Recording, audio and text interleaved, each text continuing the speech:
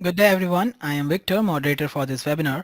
I welcome everyone for today's webinar, which is the Patient-Driven Payment System, the MDS version 3.0, Assessment Skill Necessary for Success. I would now like to introduce our presenter for today, Rita A. Underwood. Rita Underwood has 34 years of professional work experience in long-term care, including facility-level roles and 2 decades of consulting and training services throughout the country.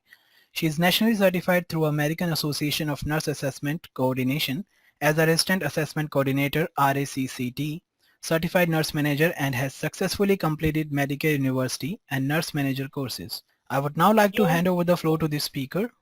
Over to you, Retta. So good afternoon, everyone. It is my pleasure to be presenting to you today about the MDS PDPM and all the numerous things that are going on related to this topic. First off, let's start by why we have to do this, and this includes legislation.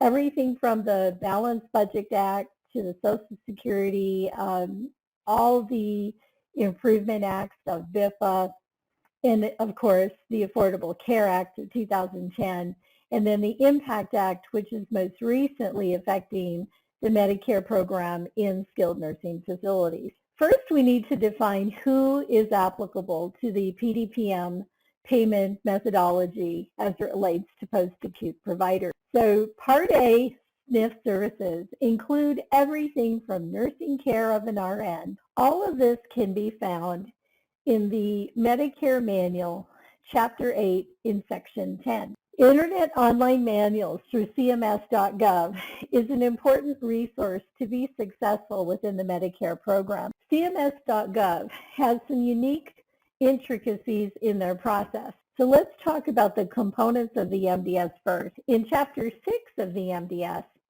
this is where you're going to find the prospective payment systems, which is PPS for short, where we find the patient-driven payment models instructions. Through the cms.gov website, the PPS program resources can be found within that link. So now the big meat of the process, the patient-driven payment model methodology and how it works. PDPM uses 6 of these major element categories.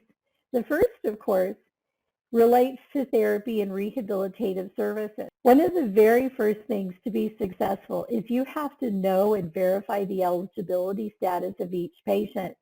Medicare has an electronic system in which to do this outside of your electronic health record.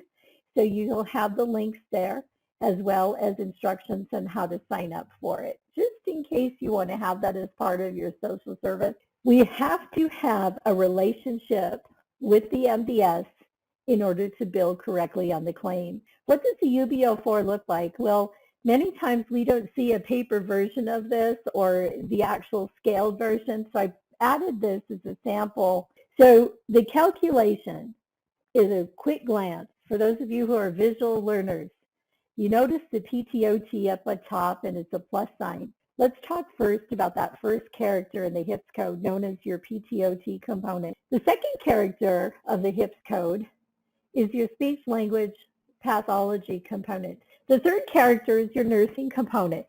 The nursing component for skilled services is based on, again, the unique characteristics of the patient. Now, let's talk about, and you'll see the rest here for your reduced physical functioning layers, which again is generally not a skilled patient. So the fourth character is your non-therapy ancillary component, and I'll explain that. So here we go with the CMI rates for 2023. So if you are doing all of the MDS correctly, but you don't have a physician certification showing and attesting that there is a medical necessity for the patient. If you're looking in the Medicare Manual, Chapter 4 gives you everything you need to know about physician certifications. When you look at the Chapter 6 in the MDS Manual, and we talk skilled layers under each of the different characters, you're going to notice here the bullet point pieces. So recertifications are necessary. Keep in mind you can do the 14-day recertification When you do your initial certification, so here's some question and answer clarifications from CMS um, to help you when you find yourself in a quandary with physician search. So billing considerations of the UBO4, your major categories in special billing solutions and situations are categories 1 through 4. You need to have these reference tools if you don't know what gets billed outside of your PDPM. So you're not going to, for example, cancer drugs. Provider responsibility. First and foremost, you have to be documented that it was done by the appropriate individual. Major category exception, and that's why these links are important for you. Contract therapy services must be billed for SNF on the UBO4. They're not separated. They must be billed. Every service must be billed through the SNF. And then these general exclusions, I've listed a few of those for you. Again, you're linked into the Medicare payment manual of Chapter 6 and the actual page that you find it on. When you have exclusions and you're going to bill, your technical component is a TC modifier on the UBO4, your major category 1 listing, your considerations as a provider and what you want to make sure you have in your record, and then major category 2 exclusions all listed here for you, and then major category 3 exclusions, and then your major 4 exclusions.